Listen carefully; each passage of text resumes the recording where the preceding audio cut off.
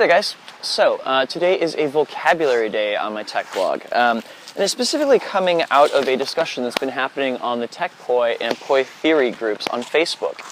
This discussion has been about how we define things like inversions and cross points, tangles, etc. There have been three terms that have come out of this discussion that I did not understand one bit when they first came out, but now that I've got a little bit more understanding on it, I'd like to throw them out there for you guys to understand. Because I think if we hold on to these terms that they turn out to be really useful, it'll be helpful to have them out there. And the other reason is so that those of you guys who are watching this debate emerging on the sidelines can have some idea of what we all are talking about. These three terms are plane facing, cross points or CP, and Zeitpunkt or ZP. Plane facing is actually a really intuitive concept. That is, if I'm rotating my plane around, there are two sides to the plane that it's creating. On one side of that plane is my hand, we'll call that the tail side, and then the other side of the plane is empty space, we'll call that the head side, right?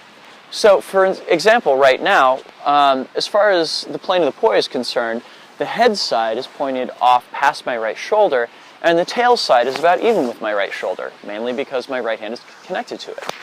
Now, if I switch it over to being in wall plane, you'll note that the head side is now pointed towards the camera, the tail side is pointed back at me. Whereas if I rotate my poi behind my head, like such, the tail side is now pointed towards the camera, and the head side is pointed behind me. Likewise, I can have heads to the left, tails on the right side of the plane, heads pointed down, heads pointed up, etc., right? Now, when it comes to crosspoint, a lot of us are familiar with this term from Nick Woolsey's videos, and there it tends to get broken down as if you're performing a weave, there's that point straight in front of you where the poi seems to make an X as it's going back and forth, right? Cool. So when we talk about a crosspoint or CP in the context of plane facing, what we're talking about is that point where you're switching the plane facing. That is that point at which you switch from, say, heads being to your right side to heads being to your left side.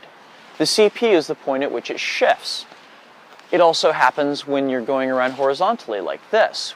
When heads shifts from up to down, you've gone through a CP, a cross point, yeah? Cool.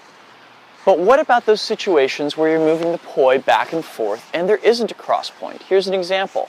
If you're doing a buzzsaw weave, and I were to, say, take my left hand out of it, and let's just say I'm going to go straight back and forth. Now, clearly, I am still moving the poi back and forth in space, and there's kind of an invisible left arm in there that it's moving around.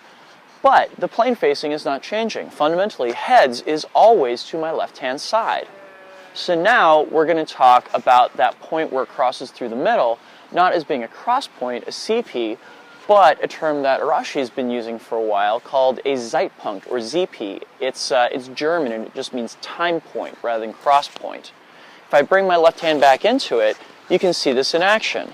How the poi are still crossing back and forth, but no matter what hand you look at, the cross point never changes because the plane facing never changes, right? Okay, cool. So, for example, you can see this working inside of an inversion, wherein I have two rotations of my right hand that uses a ZP as it's going through my arms, and I have a CP right when I enter into it, right there. So, CP, ZP, CP, ZP. Make sense? Hope so. Anywho, thank you guys for watching and have yourselves a great week. Peace.